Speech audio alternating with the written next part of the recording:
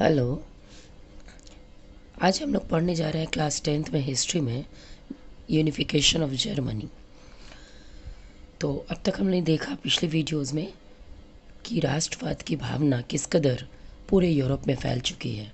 Nationalism इतना अधिक फैल चुका था कि लोग, अब सभी राज्य जितने भी थे वो आज़ादी की तरफ मुखर हो रहे थे और डेमोक्रेसी सब जगह आ रही थी। तो राष्ट्रवाद की जो ये भावना थी 1848 के बाद यूरोप में इतनी फैल गई कि अब राष्ट्रवाद की भावनाओं को क्रांति से मतलब नहीं रहा। मतलब अब ऐसे ही बहुत आसानी से सारे देश आज़ाद होने लगे और यूनिफाइड होने लगे। जैसे कि जर्मनी और इटली के साथ ये बात थी कि वो एक बड़ा देश या एक एकीकृत देश नहीं था, एक यूनाइटेड देश नहीं था, वो छोटे छोटे टुकड़ों में बटा हुआ था। तो अब जब राष्ट्रवादी भावना इतनी फैल रही थी यूरोप में, तो ये एक अच्छा मौका था, अवसर था कि इन लोगों को भी इकट्ठा होने का। और इस तरह जो छोटे टुकड़ों में बटे हुए एक राज्य थे वो सब में इतनी भावना आ गई कि सब इकट्ठे होकर के एक यूनाइटेड देश के रूप में अपनी पहचान बनाने के लिए अग्रसर हो गए। तो 1848 के बाद ये बहुत तेज़ी से संभव हो सका कि जर्मनी का यूनिफिकेशन हुआ।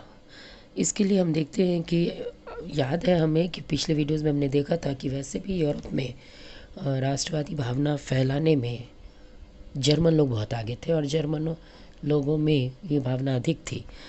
यहाँ तक कि 1848 में हमने देखा कि एक जर्मन महासंघ की भी स्थापना हुई थी।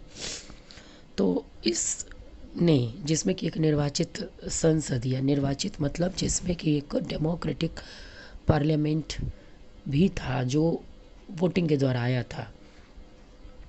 तो एक ऐसी पार्लियामेंट थी और उसके द्वारा शासित राष्ट्र राज्य बनाने का प्रयास किया गया था जो 1948 में जर्मन महासंघ था। तो इस जर्मन महासंघ में हम देख चुके हैं पहले भी कि चुनाव के द्वारा या वोटिंग के द्वारा बनाए गए पार्लियामेंट की व्यवस्था पहले से थी और इसने आगे चलकर राष्ट्र राज्य बनाने में या किसी देश को एक राष्ट्रीय पहचान दिलाने में मददगार साबित हुआ। लेकिन राष्ट्र निर्माण की ये भावना जो थी उसको दबाने के लिए हम अच्छी तरह जानते हैं कि एक तरफ दूसरे लोग भी थे जिसमें सेना थी, राजा थे, राजशाही था और सेना थी। ये दोनों मिलकर हमेशा और अनुदारवादी यानी कंजर्वेटिव लोग, ये लोग तो कभी नहीं चाहते थे राष्ट्र निर्माण हो या राष्ट्रीयता की भावना फैले। तो ऐसी स्थिति में जो राष्ट्र निर्माण की जो ये उदारवादी पहल थी कि सभी देश आज़ाद होना चाहते थे, उसमें राजशाही और फौज की ताकत ने मिलकर इसे दबा दिया और इसका समर्थन प्रशा के भू स्वामियों ने भी किया। प्रशा के भूस्वामी जिसे कहते थे जंकर्स, तो प्रशा के भूस्वामी यानी भूमि के जो मालिक थे, बड़े बड़े ज़मींदार थे, जंकर्स कहते थे, इन लोगों ने भी मदद किया, समर्थन किया, सपोर्ट किया किसको? राष्ट्र राज्य बनने के मार्ग में बाधा उत्पन्न करने में। यानी कि वो नहीं चाहते थे कि कोई देश राष्ट्र राजमार्ग पे आगे बढ़े। लेकिन प्रशा के मंत्री जिसमें है ऑटोमन बिस्मार्क, इसने एक बीड़ा उठाया। ऑटोमन बिस्मार्क इसने जर्मनी के यूनिफिकेशन की कमान संभाली और इसने ये तय किया कि वो जर्मनी का यूनिफिकेशन करेगा। तो वो राष्ट्रवादी भावना से उत्प्रोत था, इसलिए उसने राजशाही यानी कि मोनार्की या के खिलाफ इसके एकीकरण में मदद किया, यूनिफिकेशन में मदद दिया। तो ऑटोमन बिस्मार्क और प्रशा का राजा, इन लोगों ने मिलकर के पहले तो 7 वर्ष के दौरान ऑस्ट्रिया 3 युद्धों में इन्होंने ऑस्ट्रिया को, डेनमार्क को और फ्रांस को हराया। 3 युद्धों में हराया बिस्मार्क ने और वहाँ के राजा ने। तो प्रशा का ये था, बिस्मार्क प्रशा का मंत्री था। तो प्रशा ने ही ये आगे पहल की जर्मनी के यूनिफिकेशन की और 7 वर्षों तक लगातार ऑस्ट्रिया, डेनमार्क, फ्रांस को 3 देशों से युद्ध करके हराने के बाद इसकी यूनिफिकेशन का राह जो था वो आसान हो गया, क्योंकि ये 3 बड़े राष्ट्र उससे हार चुके थे। तो बिस्मार्क की इस शक्ति के सामने कोई कुछ नहीं कर सका और इस तरह उसने अपने चारों तरफ बिखरे हुए छोटे राज्यों को मिलाकर जो जर्मनी में मिलना चाहते थे, जो जर्मन संस्कृति और जर्मन सभ्यता को में मिलना चाहते थे, उनका एक अलग देश बनाया। और ये काम हुआ 1871 में, जब वर्साय में एक बहुत ही भव्य, बहुत ही बड़ा ग्रैंड एक समारोह हुआ। और वहाँ के एक बहुत ठंड के मौसम में, वहाँ के जनवरी में ठंड के मौसम में 18 जनवरी 1871 को एक विशाल हॉल में, शीश महल जिसको कहते हैं हॉल ऑफ मिरर्स, वहाँ ये व्यवस्था की गई और प्रशा के राजा काइज़र विलियम फर्स्ट के नेतृत्व में एक बड़े जर्मन अम्पायर की घोषणा की गई कि अब जर्मनी एक देश होगा, एक राष्ट्र होगा। इस तरह प्रशा जर्मनी राज्य के रूप में परिवर्तित हुआ और बिस्मार्क ने इस काम को पूरा किया, या उसके प्रयास से हुआ। जर्मनी में इस तरह राष्ट्र निर्माण प्रक्रिया ने प्रशा राज्य की शक्ति के प्रभुत्व को दर्शाता है। इससे समझ में आया, कम से कम यूरोप के बाकी देशों को, बाकी बड़े राष्ट्रों को ये समझ में आया कि प्रशा एक छोटा सा देश या छोटा सा राज्य कितना ताकतवर है। यानी बिस्मार्क ने उसे इतना ताकतवर बना दिया, और ये दर्शाता है जर्मनी के एकीकरण से। अब क्या हुआ, जब जर्मनी का यूनिफिकेशन हो गया तो नए राज्य ने जर्मनी की मुद्रा, माने वहाँ की जो मॉनेटरी सिस्टम थी, जो बैंकिंग व्यवस्था थी, जो वहाँ का लॉ था, कानून था और न्यायिक व्यवस्था थी, इन सब का आधुनिकीकरण पर काफ़ी जोर दिया। यानी ये सभी व्यवस्थाओं पर का आधुनिकीकरण, मॉडर्नाइजेशन किया गया और प्रशा द्वारा उठाए गए कदम और उसकी कार्यवाहियाँ बाकी जर्मनी के लिए एक मॉडल बन गया। इस तरह प्रशा के मॉडल को अपनाया और पूरी जर्मनी ने इसे अपनाया। ये जर्मनी का यूनिफिकेशन ख़त्म हुआ। अब हम लोग इटली का यूनिफिकेशन पढ़ेंगे। इटली के यूनिफिकेशन में हम जान जाएं कि इटली भी इसी तरह विखंडित था कई छोटे राज्यों में, और उसे एक किया गया। तो जर्मनी की तरह इटली में भी राजनीतिक विखंडन का एक लंबा इतिहास था। लंबे समय से ये विखंडित था। इटली अनेक वंशानुगत राज्यों और बहुराष्ट्रीय हैब्सबर्ग साम्राज्य में बिखरा हुआ था। यानी इटली के जो टुकड़े थे वो कई वंशानुगत राज्य, मतलब जहाँ राजा के बाद बेटा, उसका बेटा, उसका बेटा ही केवल शासन करता है, ऐसे शासक वर्ग के क्षेत्र में कब्जे में आए हुए इटली के कई राज्य थे। और कुछ ऐसे भी राज्य थे जिस पर हैब्सबर्ग का कब्जा था। तो इस तरह हम देखते हैं कि इटली के कई एक ये थे। यहाँ आप देखिएगा कि इस मैप में जर्मनी के एकीकरण का ये मैप है, प्रशा आपको दिखाया गया है। ये इतना बड़ा जो प्रशा का हिस्सा है, ये इसमें जितने भी छोटे छोटे राज्य थे ये सब टुकड़ों में बटे थे, जो एक हुआ और एक जर्मनी बना। तो अब हम लोग देखते हैं कि इटली में क्या हुआ। कि इटली में हमने अभी बताया कुछ राज्य हैब्सबर्ग साम्राज्य के अधीन थे, तो कुछ मोनार्की के अधीन था। तो इसमें कौन कौन थे? इटली में लगभग 7 राज्यों में वो बटा हुआ था। इटली 7 स्टेट्स में बटा हुआ था, या राज्य में, जिनमें से केवल एक ही, यानी सार्डिनिया पिडमोंट में एक इटालवी राजघराने का शासन था। सिर्फ सार्डिनिया पिडमोंट था जहाँ इटली का ही राजघराना था, मतलब जो पौराणिक, जो प्राचीन काल से, ओल्ड एज से, अर्ली स्टेज से ही जहाँ इटली के राजा का माने घराना चल रहा था, सिर्फ सार्डिनिया पिडमोंट में। बाकी सब जगह क्या था, उसका जो नॉर्दर्न जो इटली का हिस्सा था वो ऑस्ट्रिया हैब्सबर्ग के अधीन था। जो मध्य यानी बीच वाला इटली का जो इलाका था वहाँ पोप का शासन था, यानी पादरी का। और जो दक्षिण क्षेत्र था वो स्पेन के बुर्बो राजवंश के अधीन था। तो हमने इटली का क्या देखा, 7 राज्यों में विभक्त है। एक सार्डिनिया पिडमोंट ही था जहाँ की इटली के प्राचीन परंपरागत शासन चल रही थी। बाकी सब जगह जो था उसके नॉर्थ में ऑस्ट्रियाई हैब्सबर्ग के अधीन था। नॉर्दर्न इटली का भाग, मध्य वाले इटली का मिडल जो इटली का भाग था वो पोप के शासन, और दक्षिणी क्षेत्र पे स्पेन के बुर्बो राजाओं का अधीन था। इटली भाषा भी साझा रूप हासिल नहीं किया था, मतलब इतालवी भाषा भी को भी साझा रूप मतलब नहीं मिला था, और अभी तक उसके विविध क्षेत्रीय और स्थानीय रूप मौजूद थे। यानी सिर्फ इटालियन भाषा ही पूरे देश में अभी भी नहीं बोली जा रही थी, तो उसका भी रूप को बदलना ज़रूरी था। 1830 के दशक में जोसेपी मेत्सनी, तो ये काम किया मेत्सनी ने। तो जिस तरह से बिस्मार्क ने जर्मनी में किया, वैसे इटली में मेत्सनी ने एकीकृत इटालवी गणराज्य के लिए एक सुविचारित कार्यक्रम प्रस्तुत करने की कोशिश की। उसने क्या किया, अपने उद्देश्यों के प्रसार के लिए उसने एक यंग इटली नामक गुप्त संगठन बनाया, सीक्रेट एक संगठन बनाया जिसमें यंगस्टर लोग थे, और ये लोग इटली को एक करने के लिए, इटली के यूनिफिकेशन के लिए प्लानिंग किया करते थे। 1831 और 48 में क्रांतिकारी विद्रोह की असफलता से युद्ध के जरिए इटालवी राज्यों को जोड़ने की जिम्मेदारी सार्डिनिया पिडमोंट के शासक विक्टर इमैनुएल द्वितीय पर आ गई। अभी हमने देखा कि सार्डिनिया पिडमोंट एकमात्र ऐसा राज्य था इटली में जहाँ ट्रेडिशनल राजा के ख़ानदान का शासन चल रहा था।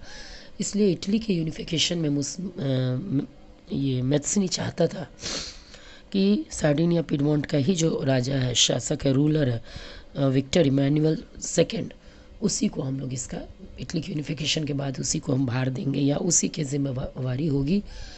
तो उससे मदद ली गई। इस क्षेत्र में शासक अभिजात वर्ग की नज़रों में एकीकृत इटली उनके लिए आर्थिक विकास और राजनीतिक प्रभुत्व की संभावनाएं उत्पन्न करता था। इसी समय उसका जो मुख्य मतलब ये इमैनुएल सेकेंड जो था, विक्टर इमैनुएल सेकेंड, उसी का एक प्रमुख मंत्री भी था जिसका नाम है कैवूर, जिसने इटली के प्रदेशों को एकीकृत करने वाले आंदोलन का नेतृत्व किया। तो हम देख रहे हैं कि सार्डिनिया पिडमोंट के ही रूलर विक्टर इमैनुएल और उसी के मंत्री कैवूर और मैत्सनी, इन लोगों ने मिलकर इटली का यूनिफिकेशन किया। तो कैवूर जो था वो न तो एक क्रांतिकारी था, न ही जनतंत्र में विश्वास रखने वाला था। इटालवी अभिजात वर्ग के, यानी जो ऊपर के वर्ग के लोग होते हैं, तमाम अमीर और शिक्षित सदस्यों की तरह वो भी इटालवी भाषा से कहीं बेहतर फ्रेंच बोलता था। हमने पहले ही देखा कि इटली में अभी तक इटालियन लैंग्वेज का प्रचार नहीं हुआ था। लोग ज़्यादातर फ्रेंच बोलते थे और कैवूर भी उन्हीं में से एक था। फ्रांस में सार्डिनिया पिडमोंट की एक चतुर कूटनीतिक संधि जिसके पीछे कैवूर का हाथ था से सार्डिनिया पिडमोंट 1859 में ऑस्ट्रियाई बलों को हरा पाने में कामयाब हुआ। यानी फ्रांस से एक सार्डिनिया पिडमोंट की एक संधि हुई, ट्रीटी हुई फ्रांस से, ठीक है। फ्रांस और सार्डिनिया पिडमोंट के बीच एक डिप्लोमेटिक ट्रीटी हुई और इस ट्रीटी के पीछे कैवूर का ही हाथ था। यानी कैवूर इतना चालाक व्यक्ति था और इतना सफल व्यक्ति था कि उसने फ्रांस के साथ एक कूटनीतिक संधि भी की थी। और इससे क्या हुआ था कि सार्डिनिया पिडमोंट 1859 में ऑस्ट्रियाई बलों को हरा पाने में कामयाब हुआ था। इस ट्रीटी यानी फ्रांस से मदद लेकर के कैवूर ने इतनी बुद्धिमत्ता से फ्रांस से ट्रीटी की और फ्रांस से मदद लेकर के सार्डिनिया पिडमोंट का युद्ध ऑस्ट्रियाई फोर्स के साथ कराया 1859 में, और वो उसमें जीत भी गया।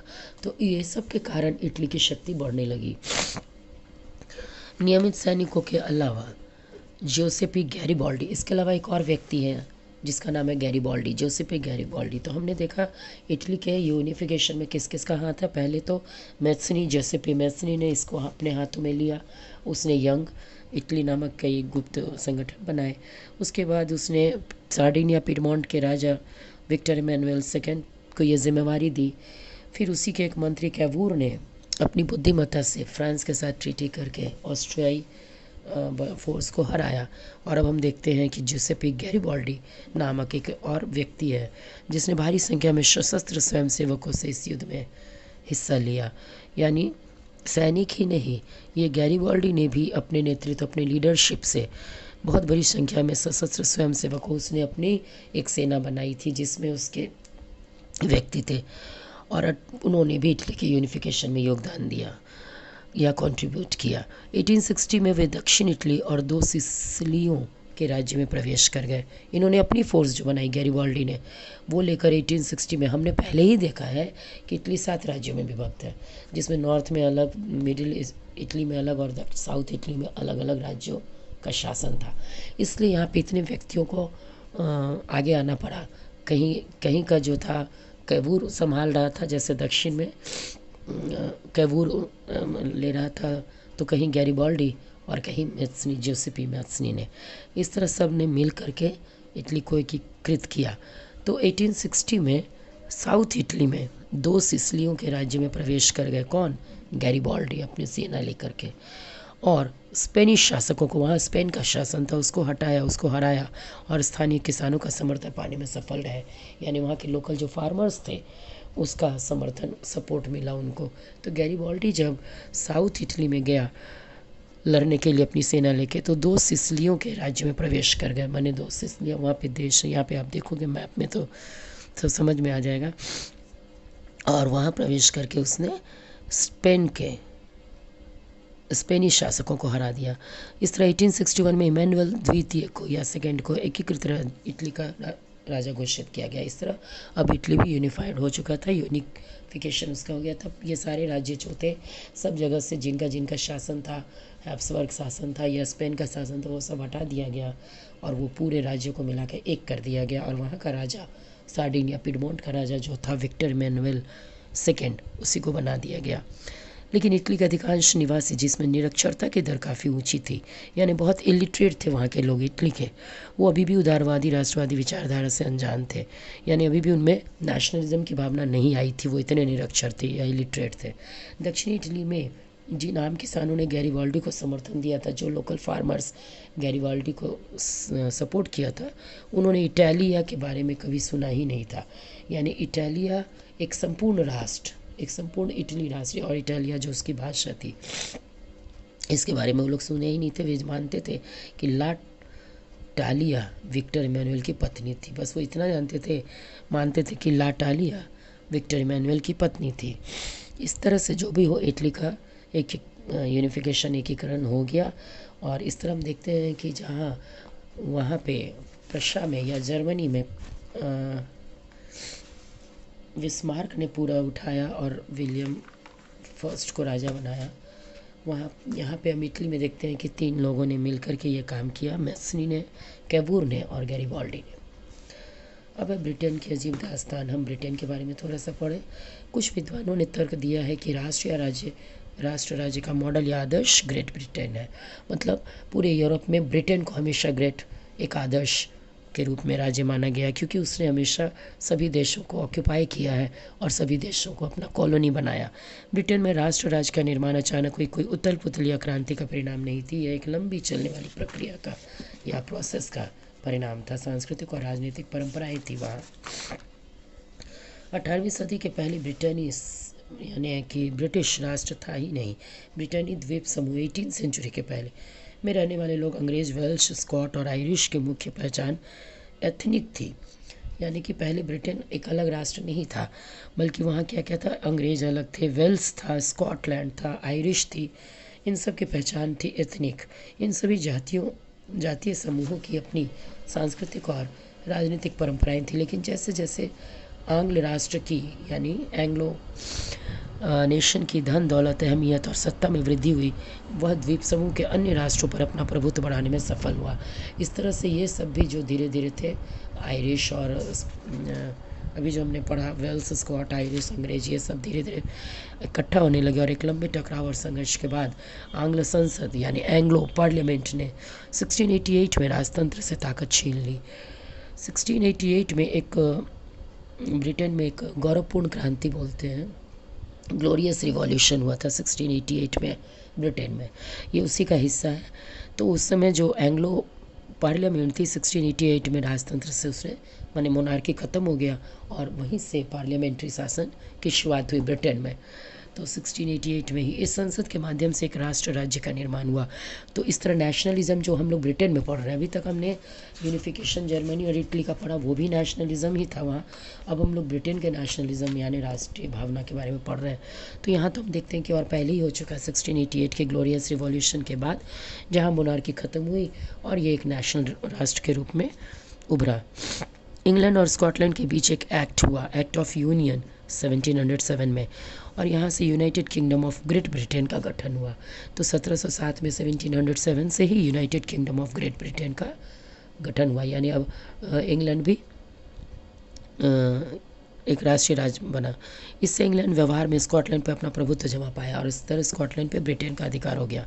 इसके बाद ब्रिटेनी संसद में यानी पार्लियामेंट में आंग्ल सदस्यों का दबदबा रहा। यानी ब्रिटिश पार्लियामेंट में ब्रिटिशर्स का दबदबा बढ़ गया, स्कॉटलैंड का कम हो गया। एक ब्रिटेनी पहचान के विकास का अर्थ यह हुआ कि स्कॉटलैंड की खास संस्कृति और राजनीतिक संस्थानों को योजनाबद्ध तरीके से दबाया गया। इस तरह हम देखते हैं कि स्कॉटलैंड को कैसे ब्रिटिशों ने या ब्रिटिशर्स ने दबाया। स्कॉटिश हाईलैंड्स के निवासी जिन कैथोलिक कुलों में ने जब भी अपनी आज़ादी को व्यक्त करने का प्रयास किया, उन्हें ज़बरदस्ती दमन का सामना करना पड़ा। यानी जब भी स्कॉटलैंड सर उठाने की चेष्टा करे या अपनी संस्कृति की, तो ब्रिटिशर्स उसे दबा दिया करते थे। स्कॉटिश हाईलैंड्स के लोगों को उनकी गैलिक भाषा बोलने या अपनी राष्ट्रीय पोशाक पहनने की भी मनाही थी। यानी उनकी लैंग्वेज थी गैलिक। किनकी? स्कॉटलैंड की। अब इतना अधिक हो गया उस पर ब्रिटिशर्स का अधिकार कि उन्हें अपनी भाषा गैलिक भाषा को बोलने और अपनी राष्ट्रीय पोशाक यानी कॉस्ट्यूम पहनने पर की भी मनाही थी। उनमें से बहुत सारे लोगों में अपने वतन छोड़ने पर मजबूर किया गया। इस तरह हम देखते हैं कि ब्रिटिशर्स ने भी किस तरह स्कॉटलैंड पर अपना अधिकार करके अपने आप को राष्ट्र राज्य के रूप में उभराया। अब आयरलैंड का भी कुछ ऐसा ही हश्र हुआ। तो वह देश कैथोलिक और प्रोटेस्टेंट धार्मिक गुटों में गहराई में बटा हुआ था। यहाँ दोनों धर्म में ये बटा हुआ था। अंग्रेजों ने आयरलैंड में प्रोटेस्टेंट धर्म मानने वालों को बहुसंख्यक कैथोलिक देश पर प्रभुत्व बढ़ाने की सहायता की। इन ब्रिटिशर्स ने क्या किया? आयरलैंड में प्रोटेस्टेंट धर्म मानने वालों को, जो प्रोटेस्टेंट मानते थे, को बहुसंख्यक कैथोलिक देश पर प्रभुत्व बढ़ाने में सहायता की। यानी वो लोगों ने, ब्रिटिशर्स ने प्रोटेस्टेंट्स को सपोर्ट किया। आयरलैंड में ब्रिटेनी प्रभाव के विरुद्ध हुए कैथोलिक विद्रोह को निर्ममता से कुचल दिया गया। वोल्फ टोन और उसकी यूनाइटेड आयरिश मेन 1798 की अगुवाई में हुए असफल विद्रोह के बाद 1801 में आयरलैंड को बलपूर्वक यूनाइटेड किंगडम में शामिल कर लिया गया। इस तरह ब्रिटेन ने अपने यूनाइटेड किंगडम, जिसकी स्थापना 1707 में हुई थी, उसमें आयरलैंड को ज़बरदस्ती शामिल कर लिया। तो हम देखते हैं कि जिस तरह उन्होंने स्कॉटलैंड को दबाया, वैसे ही अब आयरलैंड को भी, और सबसे उभर कर वही सामने आए। तो ये था ब्रिटेन का यूनिफिकेशन, कि किस तरह उसने सभी जातियों को कम करके अपना प्रभुत्व बढ़ाया, ब्रिटेनी राष्ट्र का निर्माण किया। और एक अब यूनाइटेड किंगडम अपना ब्रिटेन राष्ट्र बना, जिस पर हावी आंग्ल संस्कृति यानी एंग्लो कल्चर का प्रचार हुआ। नए ब्रिटेन के प्रतीक चिन्हों में अब जो नया ब्रिटेन बना, उसमें उसका झंडा था, फ्लैग था, जो यूनियन जैक कहलाता था, और राष्ट्रीय गान उसका जो था वो God save our noble king, ये उसका गाना है। उसके जो नेशनल एंथम है, उसका ये लाइन था, वर्डिंग्स था, God save our noble king, को खूब बढ़ावा दिया। इस तरह उसने अपनी राष्ट्रगान और अपने झंडे को, फ्लैग को, नेशनल फ्लैग को ज़्यादा बढ़ावा दिया। किसने? ब्रिटेन ने। और पुराने राष्ट्र इस संघ में मातहत सहयोगी के रूप में रह गए। और जो पुराने राष्ट्र थे, जैसे आयरलैंड, जैसे स्कॉटलैंड, ये सब लोग उसके अधीन आ गए। तो हम देखते हैं कि वेल्श, आयरिश, स्कॉटलैंड, ये सब अंग्रेज़ों के अधीन आ गए। इस तरह से ये चैप्टर अब लगभग ख़त्म है और अंतिम में है राष्ट्र की दृश्य कल्पना, माने किसी राष्ट्र की। इस तरह हम देखते हैं कि नेशनलिज्म ने पूरे यूरोप को आज़ाद करने में बहुत कंट्रीब्यूशन दिया है, और एक ये अलग ही दृश्य मतलब राष्ट्र राज्य की बन गई है।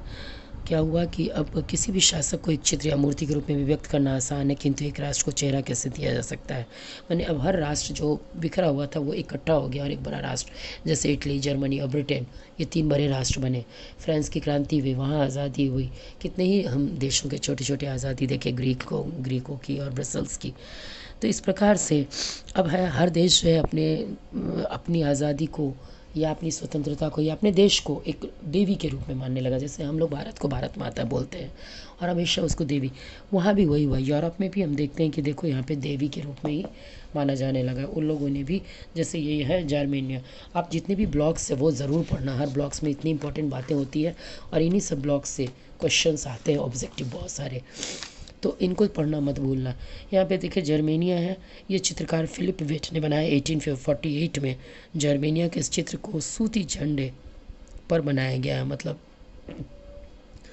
और इसे सेंट पॉल चर्च की छत से लटकाना था, जहाँ मार्च 1848 में फ्रैंकफर्ट संसद बुलाई गई थी।